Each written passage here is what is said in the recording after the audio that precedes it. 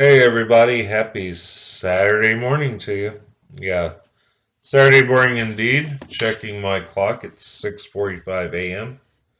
I was up earlier than usual today, so I thought why not make a killer YouTube video.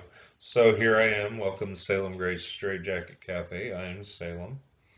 It's great to have you along, and I'm very happy to have you here with me today. So that keeps irritating me.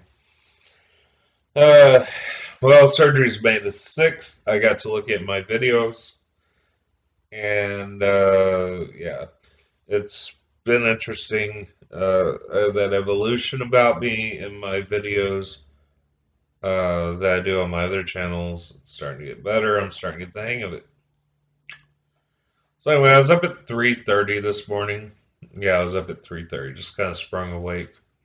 So it was all right, but I'm extremely, extremely tired, but extremely, extremely happy for the weekend.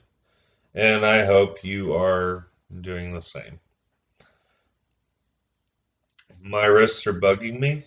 I was going to do a another movie, but instead I decided to go with an oldie but a goodie, Hellraiser 2. Now, in future videos, I'll be doing a 13-part series on the works of the wonderful Alfred Hitchcock. Now, Alfred Hitchcock, a very trend-setting, iconic guy. He set the bar for a lot of things. So I'm very pleased to have the honor to have found his uh, his work on the Roku channel, and we'll get to all that later. I believe Pluto TV has Hellraiser 2 on demand. Of course, it's always free, so you can go there. And they also have like live TV, Pluto style. They have whole channels dedicated to shows like Unsolved Mysteries and uh,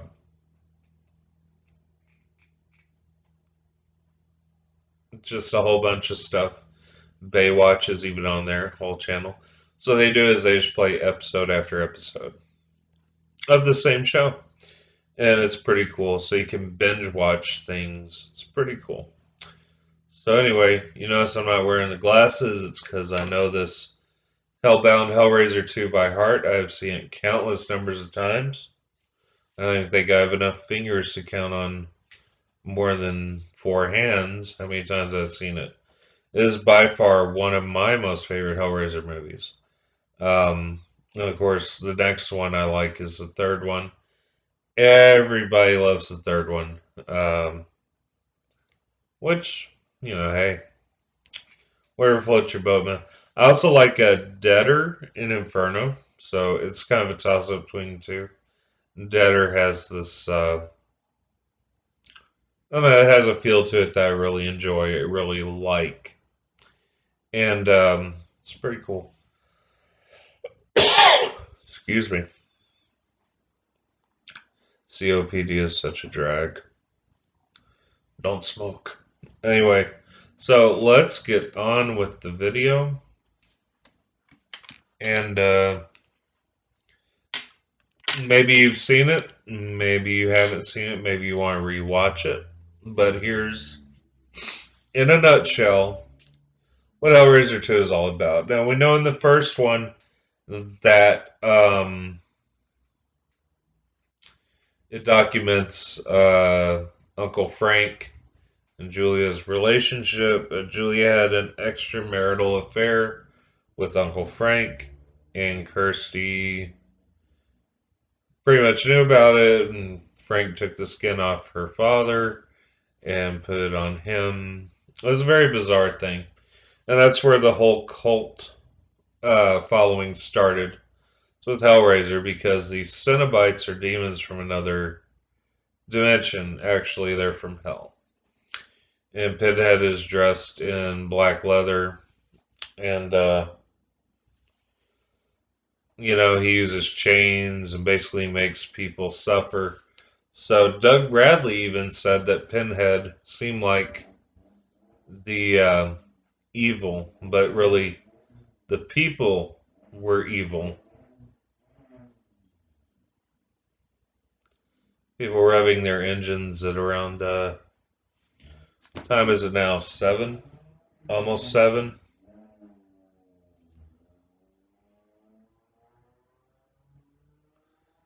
It's one thing I hate about living here.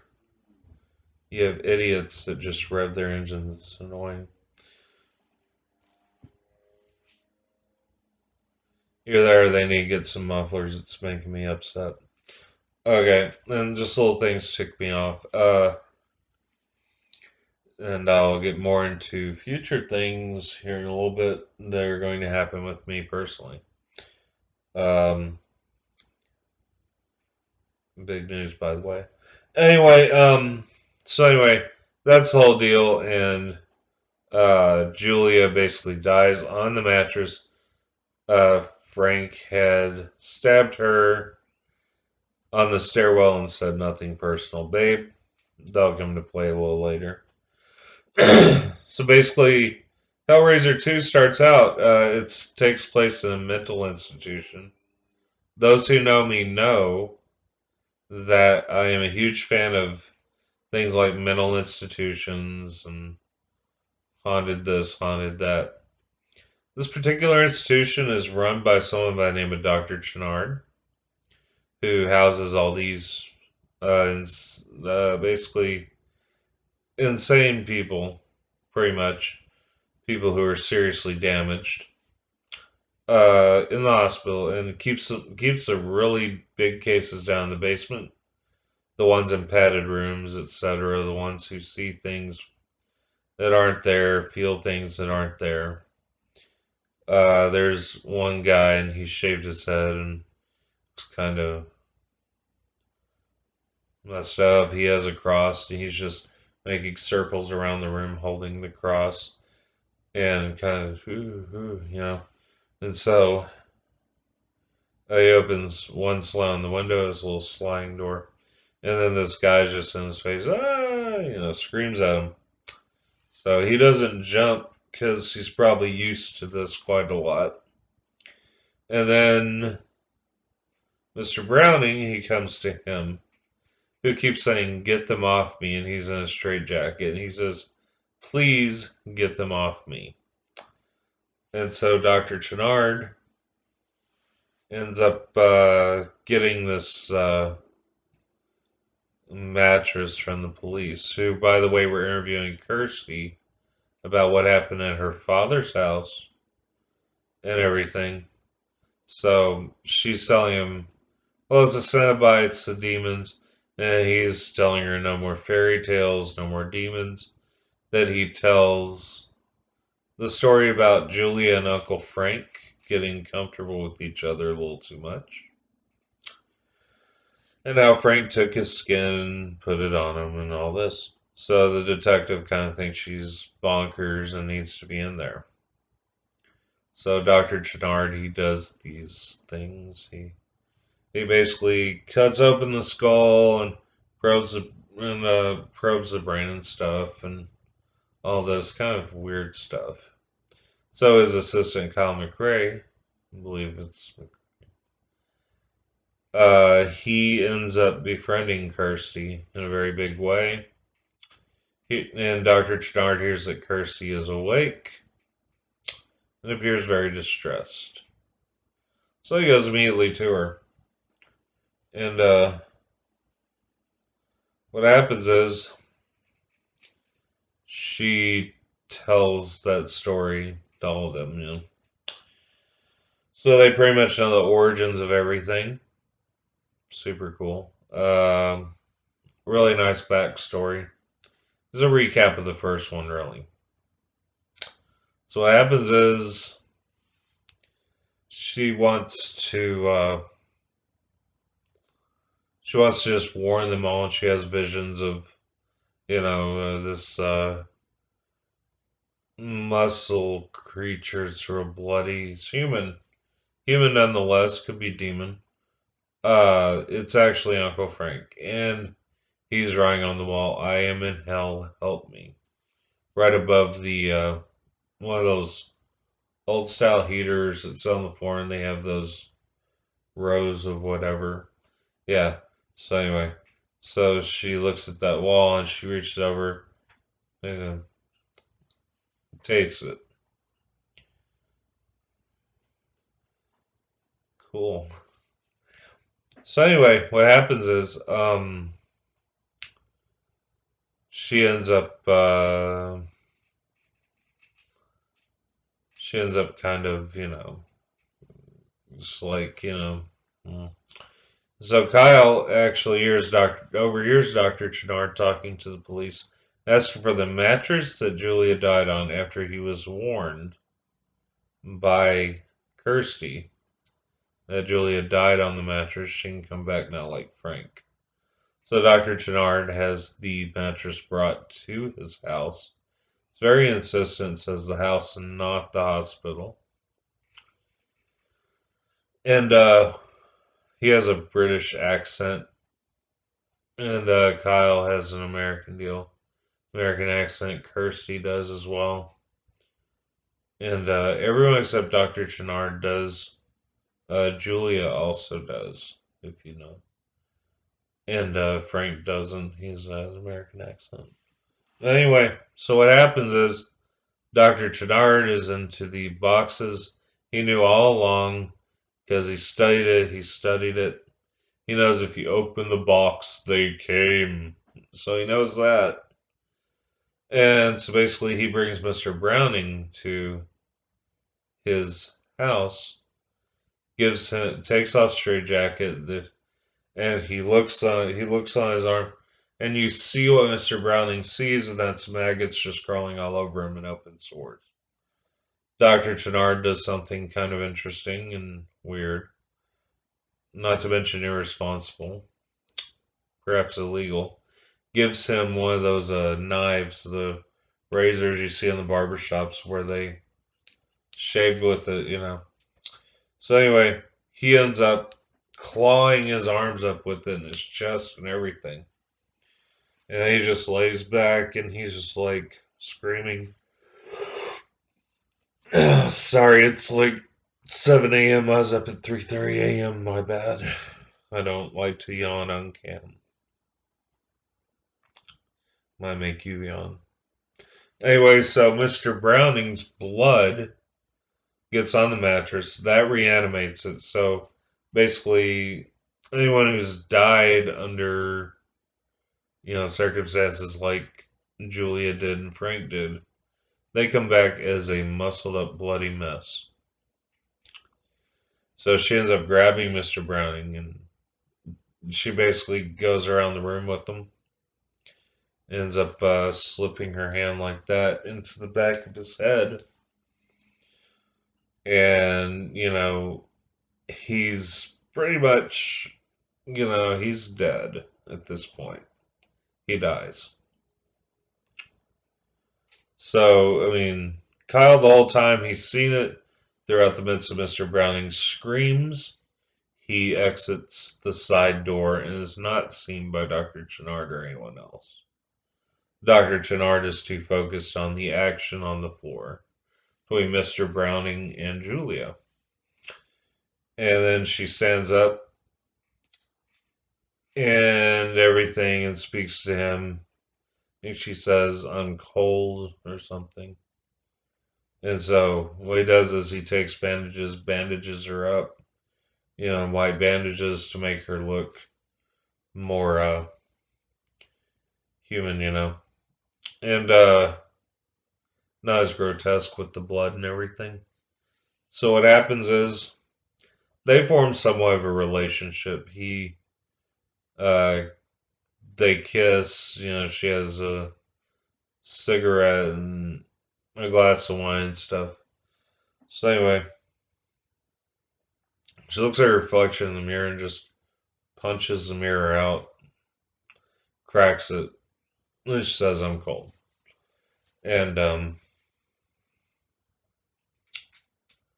got my lines backwards. But anyway, so he wants her, and everything at the asylum, basically. Kirsty is talking to Kyle, who tells her it's all true. And we're introduced at one point to Tiffany, who works puzzles. Kirsty says that she might be opening doors. And Tiffany has not spoken in quite a while. A lot of times. Since she was a kid, she was admitted in. And she's probably about early 20s type status, right, in the movie. So, she's relatively young. Maybe a little bit younger, I don't know. But what happens is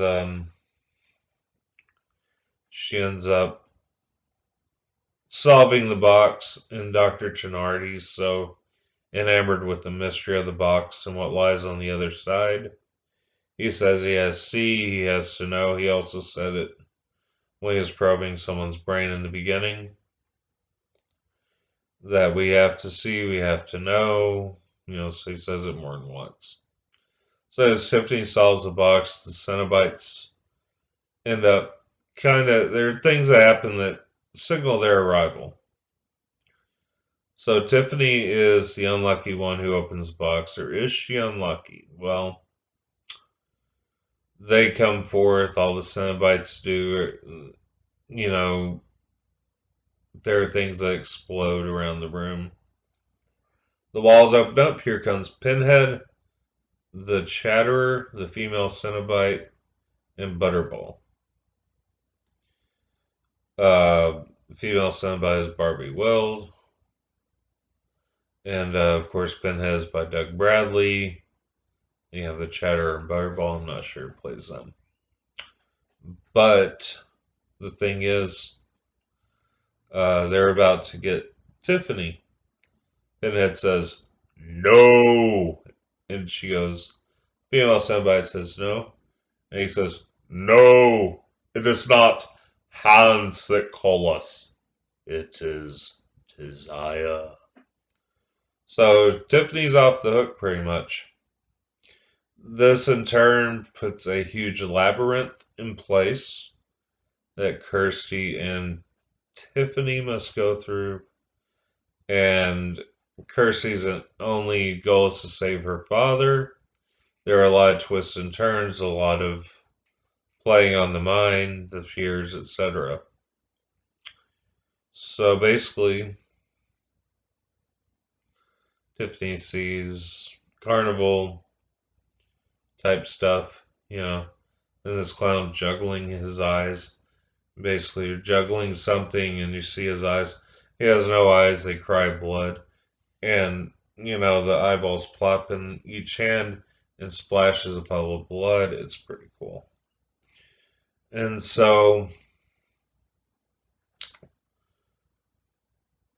what happens is, she does run up on Frank.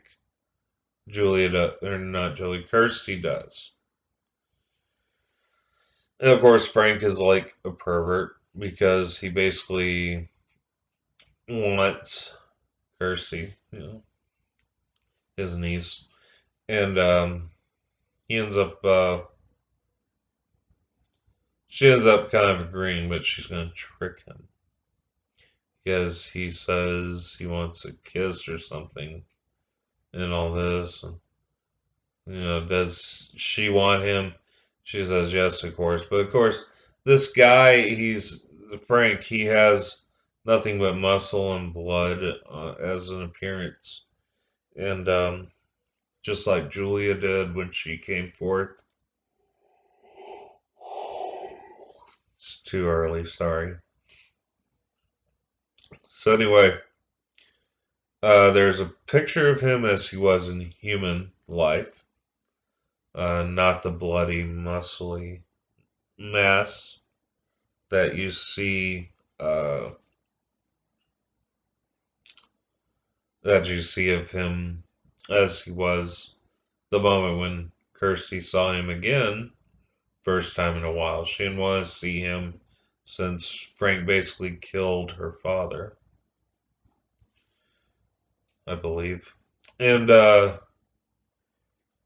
she ends up throwing this sheet, and it's kind of weird because there's all these moans from under the sheet, and well, I can only assume are women. Yeah, well, they are women's moans. But she pulls back the sheet, nothing's there. But underneath the sheet, you see them writhing around. I guess it's a sexual thing. So what happens is he keeps saying, "No, not my face," and he ends up in a flame, in flames and everything. His hell, as he described it, was the ones underneath the sheets, the women who tease him. That was his hell. So basically, happens is at one point Tiffany catches up to Julia, or Julia catches up to Tiffany. She's with Kirsty, and all of a sudden this crosswind blows, and they're holding on. And Julia comes on and says, "Well, you never could hold on to anything very long, could you, Kirsty?" You know. And so Tiffany is somewhat under Julia's spell, and ends up reaching out to grab her hand. Kirsty warns not to trust Julia, and at one point the skin begins to rip in the back, and it comes off like a coat. And Tiffany freaks out and drops it and everything. So they go to the labyrinth and all that. And she got into the labyrinth before all that with Dr. Chenard, and says that she worships Leviathan, Lord of the Labyrinth, and then turns Dr. Chenard into a Cenobite. The blood is drained, and the blue substance is injected in him. And he ends up, a Cenobite. And so he has a showdown with the Cenobites, Pinhead, the female Cenobite, the Chatterer, and Butterball. He ends up basically matching them and outdoing all their moves.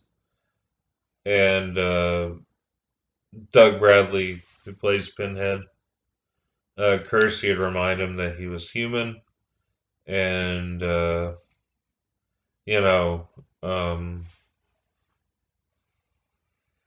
they came for Kirsty, I believe. And they did, and he goes, no more deals or something, because she had bargained with him before. And the thing is, she's very, she wants information, and so she has her thing. And so what happens is Dr. Chenard just comes out of nowhere. Of course, he's matching these stride for stride, the chains, the everything. He ends up, doing his hand like that, and this blue lightning bolt shoots out, and it turns Pinhead back into a human. No pins, nothing. And it's a young Doug Bradley. He actually has hair. Um, and um, I think he's like shaved his head now, I think. So anyway, what happened was he ends up being human, and at which point Dr. Chenard whips out a knife, and Pinhead chokes on his own blood, gasps, and he dies, and there's like this really strange laugh that emits. Well, what happens is Tiffany ends up dealing with the Cenobite version of Dr. Chenard.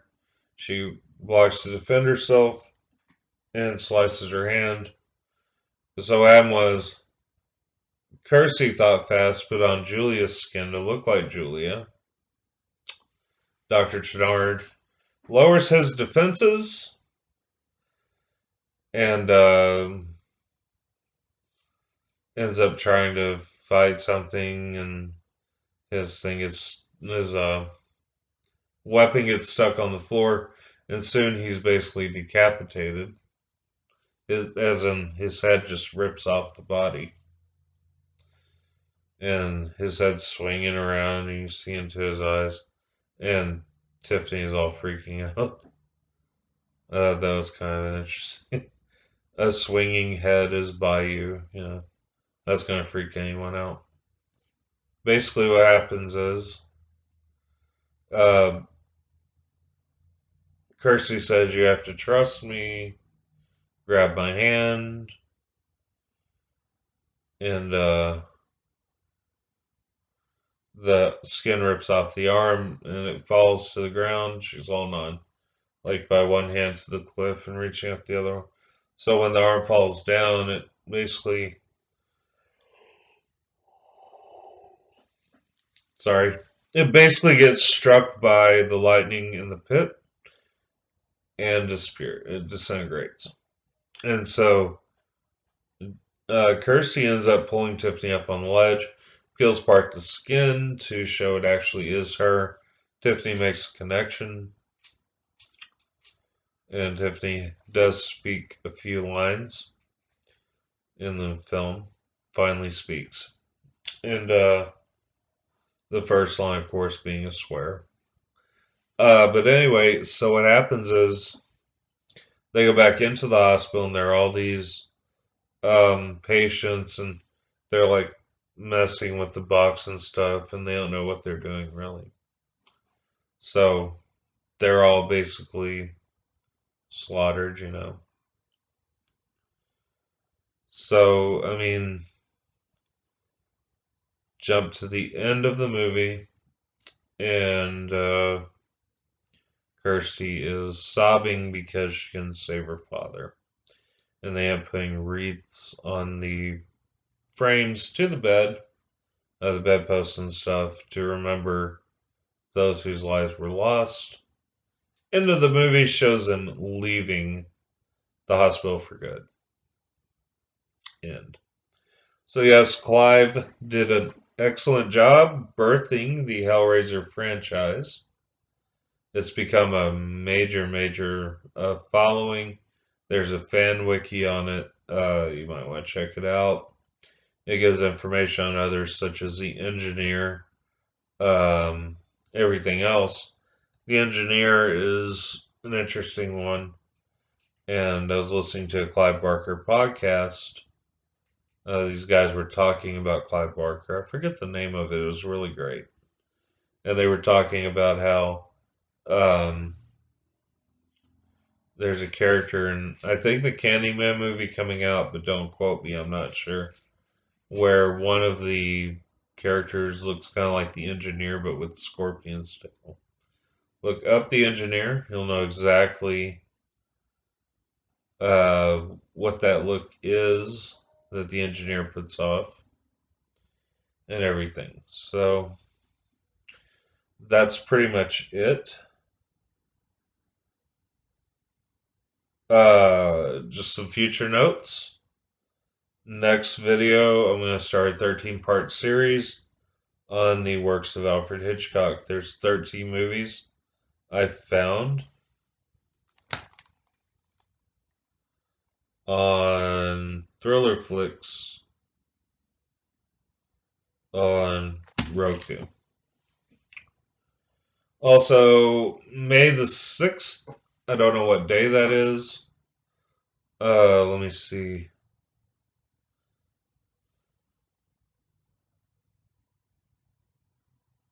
Hold on. Yeah, Thursday, uh, May 6th, which is um,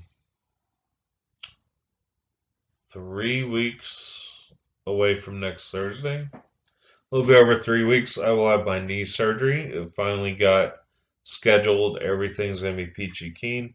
Videos may not drop. Podcasts may not drop, obviously.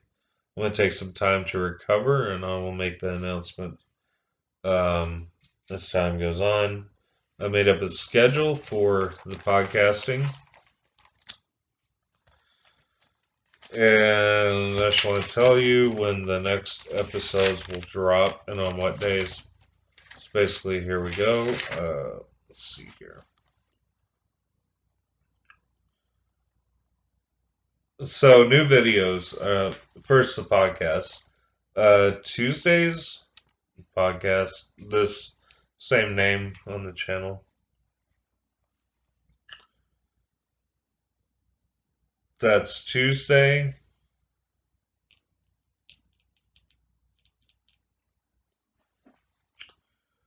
And Saturday, apparently. Only 2 days for the podcast. YouTube videos are on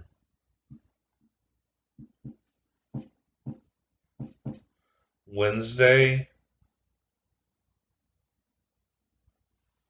and Saturday. It's like 2 podcasts a week. My other podcasts, or rather, they take up a lot of time.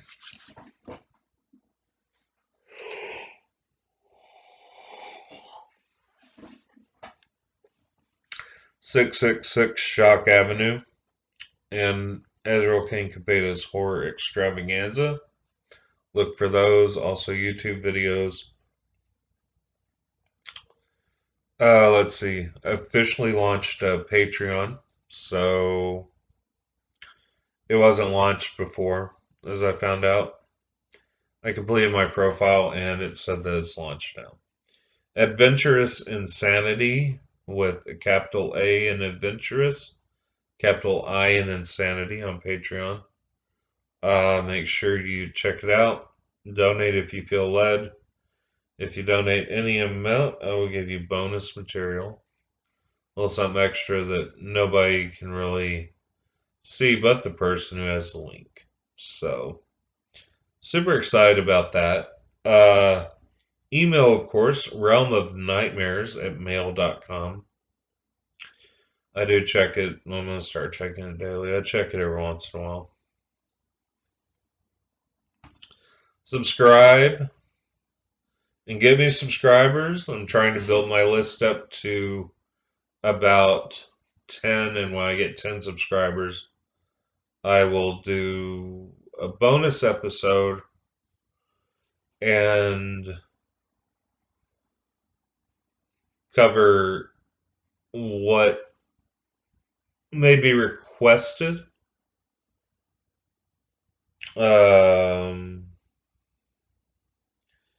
There is, I think it was on this channel, someone suggested that I cover something called the Purple Church. So I'm going to do that now. The Purple Church, it's located up the road, really, another city, in Oklahoma. And basically, the church is a gateway to the underworld. There were, all it remains of is a concrete slab and a basement. When you go down in the basement, there are